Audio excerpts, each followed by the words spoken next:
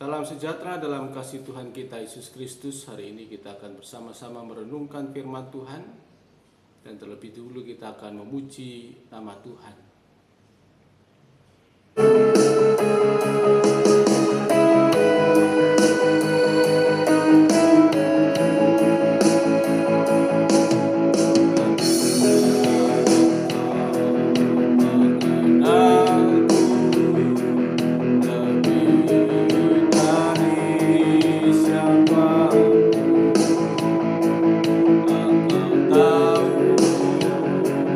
Cerita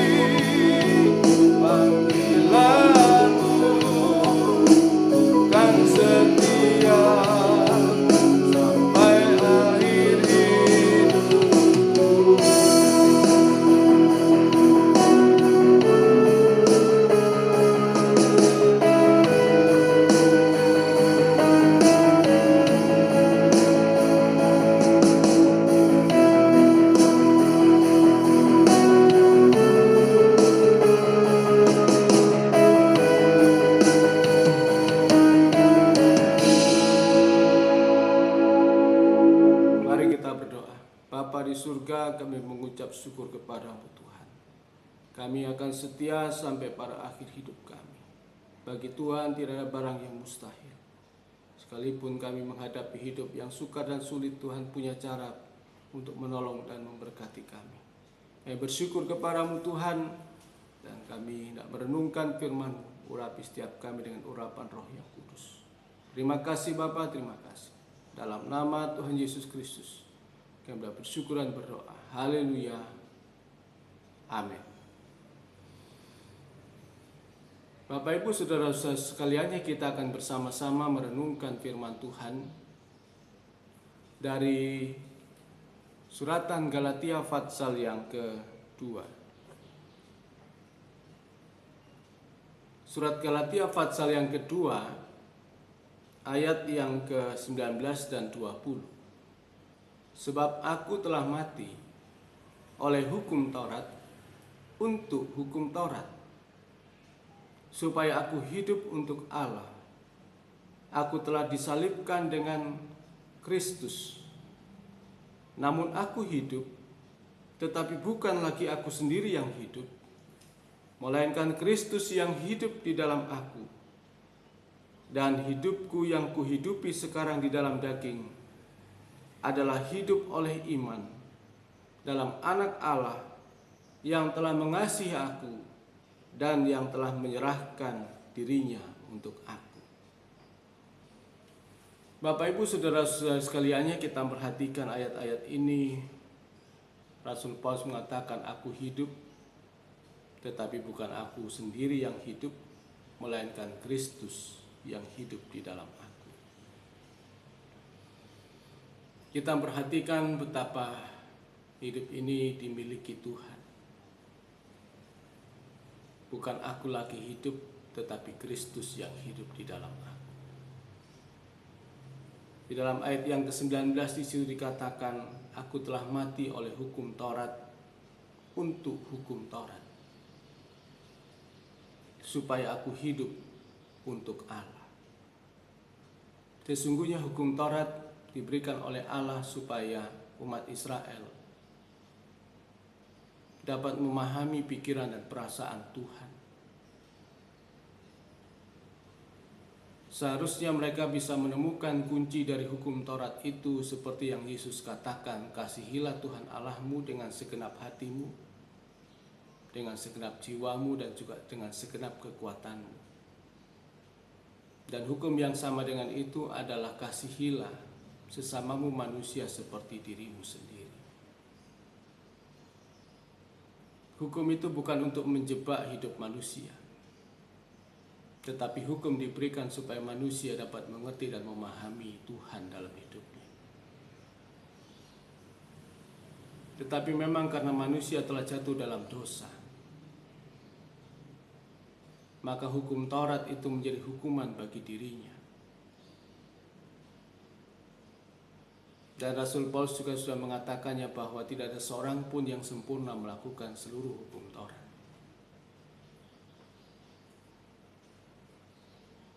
Setiap manusia memiliki pelanggaran, dan karenanya manusia mati karena hukum Taurat. Bukan hanya cuman Rasul Paulus menyadari bahwa dia sudah mati karena hukum Taurat, oleh karena hukum Taurat, tetapi Yesus Kristus juga sudah mati karena hukum Taurat. Tuhan Yesus tidak jatuhi hukuman mati oleh hukum Romawi, yang pada waktu itu bangsa Romawi sedang menjajah bangsa Israel. Tetapi yang menjatuhkan hukuman mati atas Yesus itu adalah mahkamah agama Yahudi, yang dimana menggunakan hukum Taurat sebagai dasar-dasar hukum Yahudi. Tetapi di dalam soal mengeksekusi tidak menggunakan hukum Taurat. Eksekusi hukum Taurat untuk orang-orang yang dijatuhi hukuman mati adalah dilempar batu sampai mati. Tetapi eksekusi bagi Tuhan Yesus Kristus menggunakan hukum Romawi, yaitu disalibkan. Jadi Bapak Ibu saudara-saudara sekaliannya, kalau kita melihat hukum Taurat atau hari ini kita melihat firman Tuhan, kalau kita tidak memandangnya dalam pandangan kasih Tuhan, maka firman Tuhan yang kita kenakan dalam hidup kita hanya menjadi hukum yang pada akhirnya juga akan menghukum kita. Atau banyak orang juga menggunakan hukum Taurat untuk menghakimi dan menghukum orang lain dan tidak mengasihi orang lain. Itulah sebabnya kita harus memandangnya dari kacamata Tuhan Yesus Kristus. Apapun juga yang ada di dalam dunia ini tentang semua hukum itu harus dipandang dari pandangan Tuhan. Bagaimana hidup kita mengasihi Allah dan mengasihi sesama. Untuk kita hidup di dalam kasih tidak kita harus hidup di dalam roh Allah.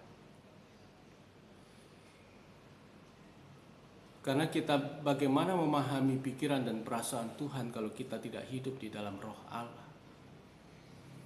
Dalam kesempatan yang lalu saya sudah mengatakan bagaimana kita bisa mengerti apa yang ada dalam diri Allah kecuali oleh roh Allah itu sendiri.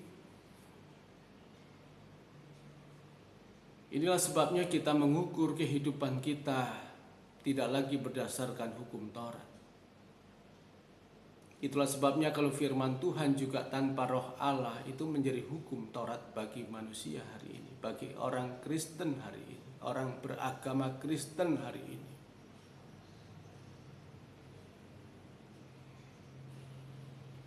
Dan karenanya kita juga sudah atau kita telah mati oleh hukum Taurat untuk hukum Taurat.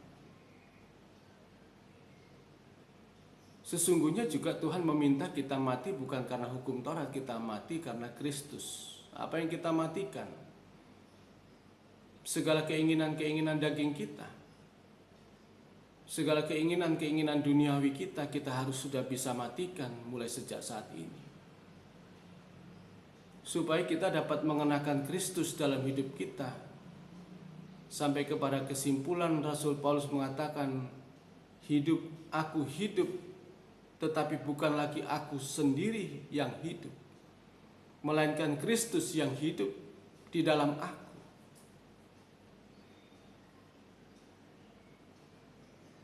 Jadi kita perhatikan bahwa Tuhan juga minta kita mati, tetapi mati bukan karena hukum Taurat. Bukan karena firman Allah yang akhirnya menjadi hukum. Tetapi kita mati karena pribadinya, karena pribadi Yesus Kristus. Yang oleh Rasul Paulus juga dikatakan, hidupku yang kuhidupi sekarang ini dalam daging adalah hidup oleh iman dalam Anak Allah yang telah mengasihi aku dan yang telah menyerahkan dirinya untuk aku. Dari prinsip dasar hidup kita hari ini karena kasih Tuhan dan karena Yesus juga sudah mati untuk segala dosa-dosa kita. Itulah sebabnya kita memperhatikan dengan sungguh-sungguh. Jangan kita menunggu masa waktu kita, mati kita. Tetapi selama kita masih hidup hari ini, kita matikan segala sesuatu yang ada dalam diri kita. Yaitu keinginan daging kita. Keinginan duniawi kita. Kita hanya hidup karena keinginan Tuhan. Kita hanya hidup karena kita memenuhi dan berkenan akan Tuhan, kepada Tuhan itu. Itulah sebabnya kita memperhatikan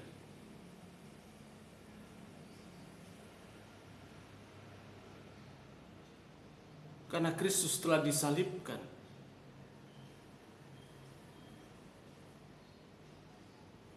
Maka ayat mengatakan, aku telah disalibkan juga dengan Kristus. Mengikut Tuhan Yesus Kristus adalah pikul salib. Bukan hanya cuman pikul salib, dikatakan di sini Rasul Paulus mengatakan, aku telah disalibkan dengan Kristus. Jadi Tuhan Yesus Kristus menjadi teladan bagi kita sekaliannya. Bukan hanya teladan dalam hidupnya, tetapi sampai kepada penderitaannya, sampai pada waktu dia juga disalibkannya. Supaya kita tidak memiliki hidup ini lagi. Kalaupun sekarang kita ini hidup, kita hidup oleh iman dalam anak Allah yang telah mengasihi aku dan yang telah menyerahkan dirinya untuk aku. Seperti itulah juga yang dirindukan oleh Rasul Paulus, supaya kita juga menyerahkan hidup kita, menyerahkan diri kita kepada Tuhan. Kita serahkan hidup ini ke dalam tangan Tuhan. Dalam suratan Roma katakan sebagai persembahan, mempersembahkan tubuh sebagai persembahan yang hidup, yang kudus, yang berkenan kepada Allah.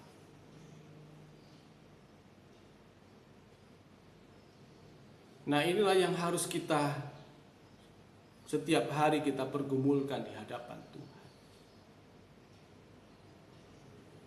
Penyerahan hidup sepenuhnya. Sampai kita tidak dapat dimiliki oleh diri kita pun sendiri, tidak bisa memiliki kita. Keluarga kita bukan tidak bisa lagi memiliki hidup ini.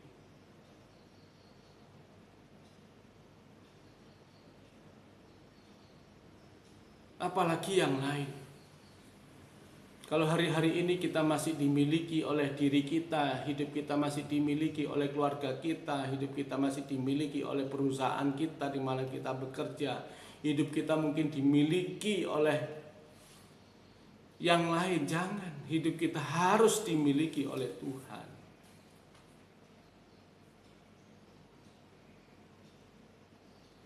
Maka untuk kehidupan seperti ini kita harus mengambil sikap bagaimana kita mati.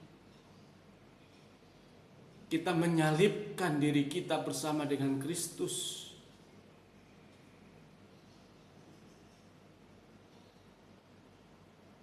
Sehingga kita boleh berkata, tidak ada yang kuingini lagi di dunia ini selain Engkau saja Tuhan. Itulah sebabnya maka proses hidup kita harus ke sana. Matikan dan matikan.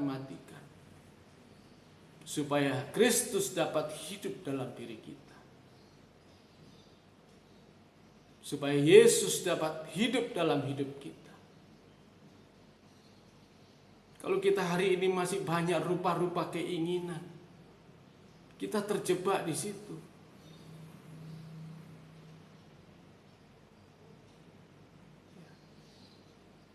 Kita harus percaya akan pemeliharaan Tuhan. Penyertaan dan pemeliharaan Tuhan itu nyata. Bukan angan-angan, bukan bayangan, tetapi real. Waktu bangsa Israel keluar dari Mesir, hari-hari hidupnya disertai Tuhan. Sekalipun perjalanan dalam penderitaan di padang gurun. Tidak ada kebun, tidak ada sawah, tidak ada perusahaan, tetapi Tuhan pelihara mereka.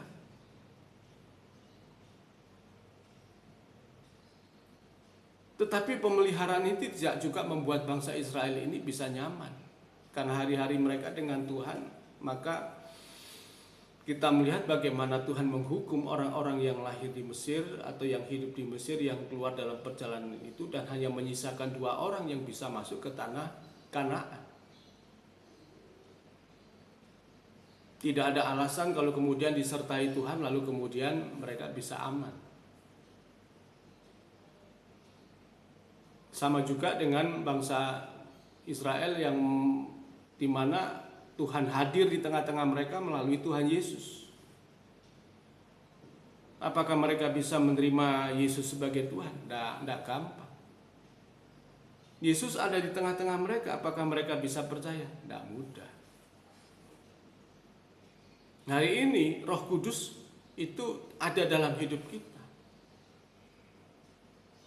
Apakah dengan adanya Allah dalam hidup kita menyertai kita, kita mudah hidup ini? Enggak gampang juga.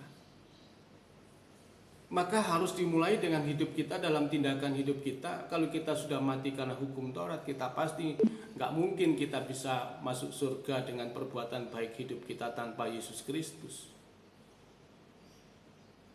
Jadi harus lewat Yesus Kristus kita bisa selamat, baru kemudian kita hidup dalam perjalanan iman. Dikatakan adalah hidup oleh iman. Ini hidup iman, ini perjalanan panjang. Bukan berarti kalau kita sudah menerima Tuhan Yesus pasti selamat, selesai, tidak. Perjalanan ini yang juga menentukan hidup kita, apakah kita sampai ke surga. Jangan sampai kita menyimpang, menyeleweng.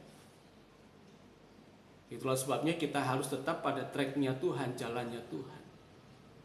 Dan itulah yang Tuhan inginkan, supaya kita hidup bukan aku lagi, tapi Kristus yang hidup di dalam aku. Itulah sebabnya kepada kita sekalian Bapak Ibu, kita tetap hari ini berserah terus, menyerahkan hidup terus kepada Tuhan, beriman, percaya kepada Tuhan Yesus Kristus, supaya langkah hidup kita terus kepada, kalau hal-hal yang lain, keinginan yang lain, lupakan saja, matikan semuanya. Kita hanya mau hidup menurut keinginan Tuhan. Tuhan Yesus memberkati kita semuanya.